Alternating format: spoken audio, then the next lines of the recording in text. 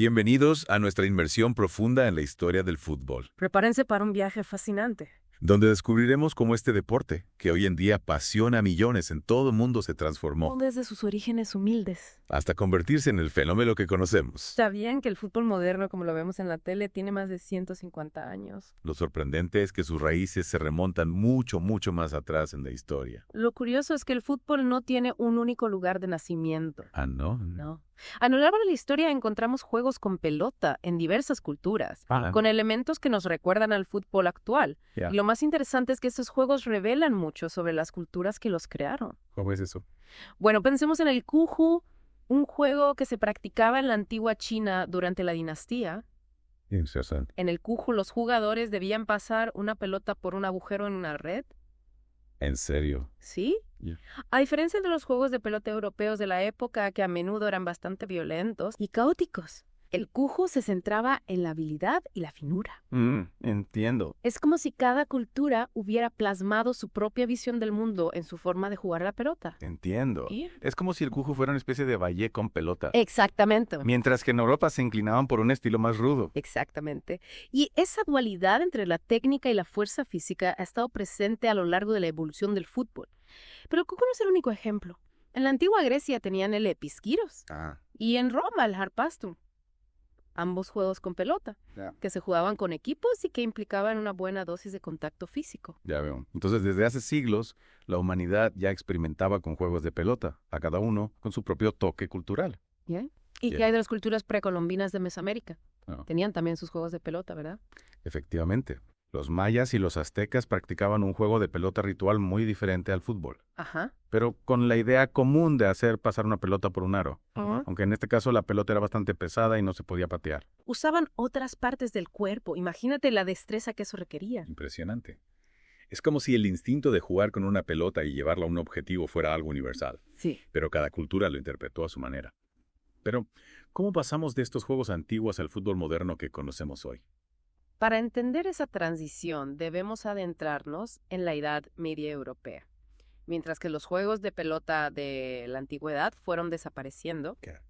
las semillas de fútbol moderno se estaban sembrando en Europa, especialmente en Inglaterra. Y si mal no recuerdo, el fútbol medieval era un poco más salvaje que un partido del Real Madrid contra Barcelona. Diría que mucho más. En los siglos XIII y XIII, el fútbol en Inglaterra era una actividad multitudinaria sin reglas definidas y a menudo bastante violenta. O sea, hablamos de partidos con cientos de personas corriendo sin control detrás de una pelota.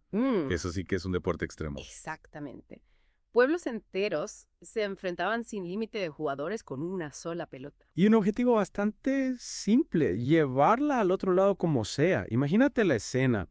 Calles estrechas convertidas en campos de batalla, jugadores cubiertos de barro y magulladuras y la pelota volando por los aires entre una multitud enardecida. Suena caótico y divertido a la vez. No me extraña que los reyes intentaran prohibirlo en varias ocasiones. ¿Te imaginas a un rey medieval harto del ruido y los destrozos? Es fácil imaginarlo, pero a pesar de los intentos de prohibirlo, el fútbol popular persistió Ya veo. y sentó las bases para lo que vendría después. Y aquí es donde entra la Inglaterra del siglo XIX, ¿verdad?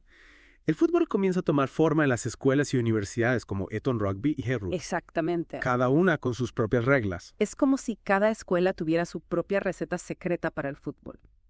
Pero a medida que el deporte se popularizaba fuera de los muros de las escuelas, Oh. esa falta de reglas universales se volvió un problema. Equipos de diferentes ciudades intentando jugar un partido sin ponerse de acuerdo en las reglas básicas. Debió ser un caos total. Eso sí que era un partido a la inglesa. Pero afortunadamente alguien decidió poner orden en todo este lío. Y ese alguien fue la Football Association, ¿es verdad? Sí, en 1863 nace a Football Association FA en Inglaterra, Ajá. con la misión de crear un reglamento único para el fútbol. Y aquí es donde se produce un cambio fundamental. La FA redacta las primeras reglas oficiales conocidas como las reglas de Cambridge. El nacimiento del fútbol moderno. ¿Y qué cambios introdujeron estas reglas? Las reglas de Cambridge definieran aspectos que hoy nos parecen obvios, Ya. pero que en aquel entonces representaran una verdadera revolución. El número de jugadores por equipo, la forma del balón, el objetivo de los goles. Imagina, antes de esto, no había un acuerdo sobre cuántos jugadores podían estar en el campo o qué se consideraba un gol válido. Menuda locura. Es como si de repente hubieran inventado el semáforo para el fútbol poniendo orden en medio del caos. Debió ser fascinante presenciar ese primer partido oficial con las nuevas reglas en 1863. Sin duda, fue un momento histórico. Y desde ese punto de partida, el fútbol inglés comenzó a expandirse por el mundo. ¿Y cómo se produjo esa expansión? ¿Acaso los ingleses se dedicaron a repartir balones y reglas por todo el planeta? En parte sí. La expansión del Imperio Británico jugó un papel importante.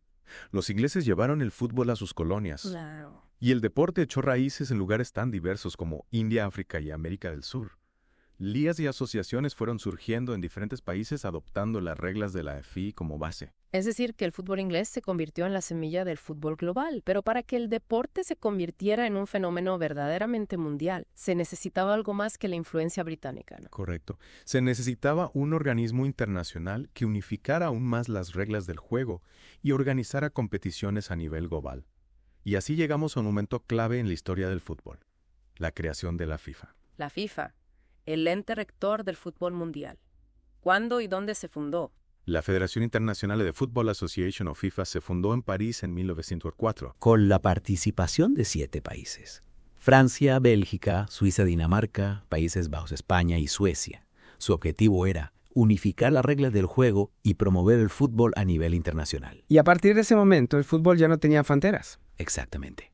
La FIFA sentó las bases para la creación de competiciones internacionales como la Copa del Mundo, que se celebró por primera vez en 1900 en Uruguay. La Copa del Mundo. El torneo que paraliza al mundo cada 4 años. Pero esa es una historia que dejaremos para la segunda parte de nuestro Deep Dive. Por ahora, hemos recorrido un largo camino, desde los juegos de pelota de la antigüedad hasta el nacimiento del fútbol moderno. Hemos visto cómo el fútbol ha evolucionado desde sus orígenes caóticos hasta convertirse en un deporte organizado y globalizado. Y en la segunda parte exploraremos la evolución de las tácticas y estrategias de juego, así como el impacto de la globalización en el deporte rey. No se lo pierdan. Retomamos nuestro viaje por la historia del fútbol adentrándonos en un aspecto clave de su evolución: las tácticas y estrategias de juego. Las tácticas. Desde aquel fútbol primitivo casi anárquico hasta la sofisticada coreografía de fútbol moderno, la transformación ha sido asombrosa. Es cierto, es difícil imaginar cómo se jugaba al fútbol en sus inicios, sin posiciones definidas, con todos corriendo atrás del balón como si fuera una gallina escapada. Exacto, al principio la idea era simplemente llevar la pelota al otro lado del campo usando la fuerza bruta o la astucia, sin mayor planificación. Pero con la formalización del deporte y la creación de reglas surgió la necesidad de organizar el juego, Claro. de pensar en la defensa tanto como en el ataque. Entonces, ¿cuándo empiezan a surgir las primeras estrategias y posiciones en el fútbol? ¿Fue un proceso gradual o hubo algún momento eureka en el que alguien dijo, necesitamos un defensa central? Bueno, no fue un momento eureka como tal, pero sí hubo un periodo de experimentación a finales del siglo XIX y principios del XX, coincidiendo con la consolidación de las ligas y la profesionalización del deporte.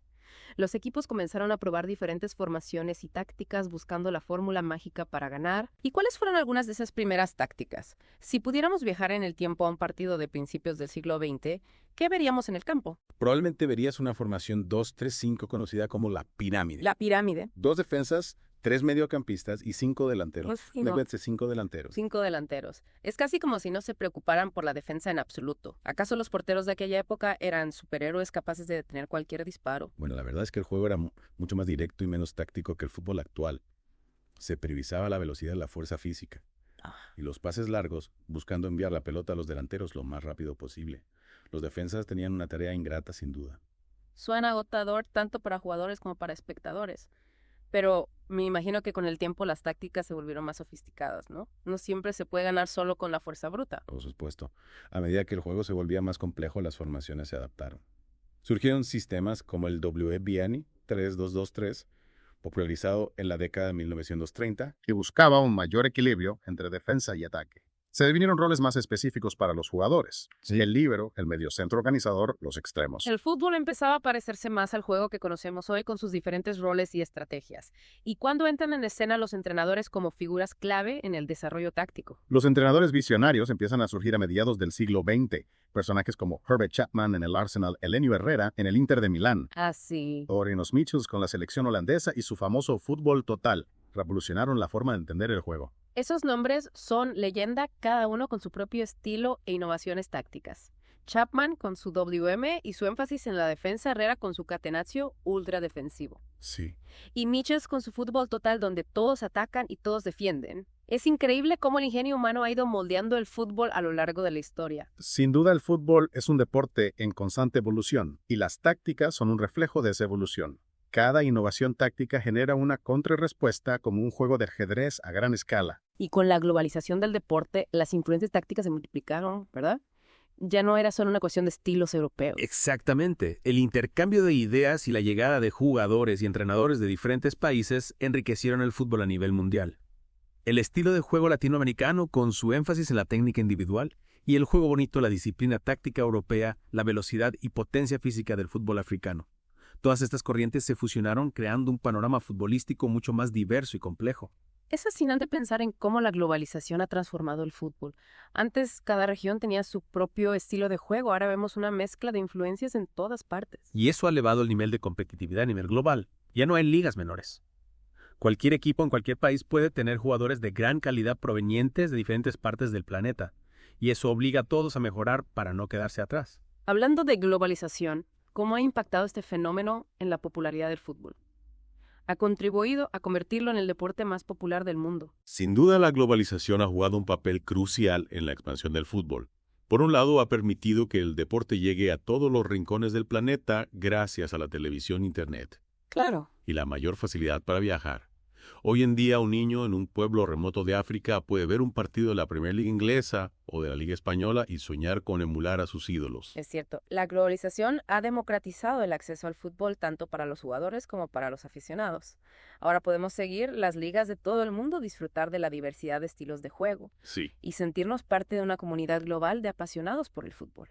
Es como si el mundo entero se hubiera convertido en un gran estadio. Y esa conexión global ha generado un mercado de fichajes internacional sin precedentes. Jugadores de todos los continentes migran a diferentes ligas, buscando nuevas oportunidades y llevando su talento a nuevos horizontes. Esto ha enriquecido las ligas a nivel técnico y táctico, creando un entorno mucho más competitivo y emocionante para los aficionados. Es como si la globalización hubiera creado un crisol de culturas futbolísticas donde se mezclan estilos, tácticas, talentos de todo el mundo. Y eso se refleja en la riqueza y la variedad que podemos apreciar en los partidos de hoy. Exactamente. El fútbol moderno es un deporte globalizado con una riqueza táctica y una diversidad de estilos que lo hacen único. Y en la próxima parte de nuestro Deep Dive exploraremos cómo esa globalización ha impactado en la cultura y la sociedad, convirtiendo al fútbol en un fenómeno que trasciende lo deportivo. En esa última parte de nuestra inmersión en la historia del fútbol, vamos a explorar cómo este deporte ha trascendido lo puramente deportivo, para convertirse en un fenómeno social y cultural de alcance global. El fútbol es mucho más que un simple juego. Es un lenguaje universal. Totalmente. Que hace personas de diferentes culturas, idiomas y creencias. En cada rincón del planeta, la pasión por el fútbol se manifiesta de formas increíbles. Totalmente de acuerdo. Basta con ver la euforia que se desata en las calles durante un mundial, o la fidelidad incondicional de los aficionados a sus equipos, para entender el poder del fútbol como elemento unificador. Es como si el fútbol tuviera la capacidad de romper barreras y crear lazos de hermandad entre personas que de otra manera nunca se hubieran conectado. Exacto. Los estadios se transforman en auténticos templos donde se viven emociones intensas. No, de verdad. Se forjan lazos de amistad y se crean recuerdos imborrables. Es un espacio donde las diferencias sociales, culturales o religiosas se diluyen y todos se unen para celebrar la pasión por el deporte. Y no solo dentro de los estadios.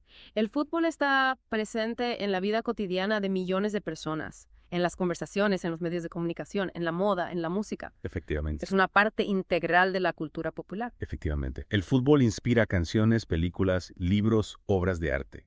Su influencia se extiende a todos los ámbitos de la sociedad. Y esto se debe en gran parte a los valores que representa. ¿A qué valores te refieres? El fútbol fomenta el trabajo en equipo, la disciplina, el esfuerzo, la superación personal, valores que son esenciales para el desarrollo individual y colectivo.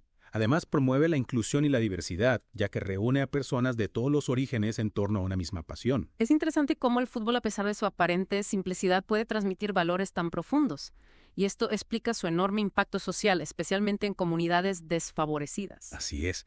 En muchos lugares el fútbol se convierte en una vía de escape. Una oportunidad para soñar, para superar las dificultades y para construir un futuro mejor. Es una herramienta poderosa para la integración social y el desarrollo comunitario. Es inspirador ver cómo el fútbol puede transformar vidas. Y hablando de futuro, ¿cuáles son los principales desafíos que enfrenta el fútbol en el siglo XXI? ¿Crees que este deporte, con su enorme influencia social, puede contribuir a construir un mundo mejor? El fútbol tiene un potencial enorme para generar un impacto positivo en la sociedad. Pero también enfrenta desafíos importantes. Uno de los retos más urgentes es combatir la violencia y la discriminación. Tanto dentro como fuera de los estadios. Es fundamental promover un ambiente de respeto y tolerancia donde todos los aficionados puedan disfrutar del fútbol sin miedo. Completamente de acuerdo. La violencia en el fútbol es un reflejo de los problemas que existen en la sociedad. Y es necesario trabajar para erradicarla. ¿Y qué hay de la creciente influencia del dinero en el fútbol? ¿Crees que el negocio del fútbol está poniendo en riesgo los valores del deporte? La creciente comercialización del fútbol es otro desafío importante. Es fundamental encontrar un equilibrio entre el negocio y la pasión para que el fútbol no pierda su esencia como deporte popular. Otro reto es garantizar la sostenibilidad económica del deporte, evitando la excesiva concentración de riqueza en unos pocos clubes y promoviendo una distribución más equitativa de los recursos. Es decir, evitar que el fútbol se convierta en un negocio exclusivo para las élites y que siga siendo accesible para todos. Exactamente. Y por supuesto no podemos olvidar la importancia de la tecnología. La tecnología está transformando el fútbol a pasos agigantados desde los sistemas de videoarbitraje hasta las plataformas de análisis de datos. Es cierto, la tecnología puede ser una gran aliada para mejorar el juego y hacerlo más justo. Pero también es importante utilizarla de manera responsable sin perder la esencia y la emoción que hacen del fútbol un deporte tan especial. Totalmente de acuerdo. El futuro del fútbol dependerá de nuestra capacidad para preservar sus valores esenciales, adaptándonos a los nuevos tiempos y aprovechando las oportunidades que nos ofrece la tecnología. Y así llegamos al final de nuestra inmersión en la historia del fútbol. Desde sus orígenes caóticos hasta su posición actual como fenómeno global, el fútbol ha recorrido un camino fascinante lleno de pasión, emoción y transformación. Esperamos que este viaje les haya permitido comprender mejor la riqueza y la complejidad de este deporte que apasiona a millones de personas en todo el mundo. Y para aquellos que quieran profundizar aún más en la historia del fútbol, les recomendamos que hagan clic en el enlace que encontrarán en la descripción del podcast para escuchar el audiolibro gratis usando Audible. Es una excelente oportunidad para seguir explorando el apasionante mundo del fútbol. No se lo pierdan. Hasta la próxima. Hasta la próxima. Hasta la próxima.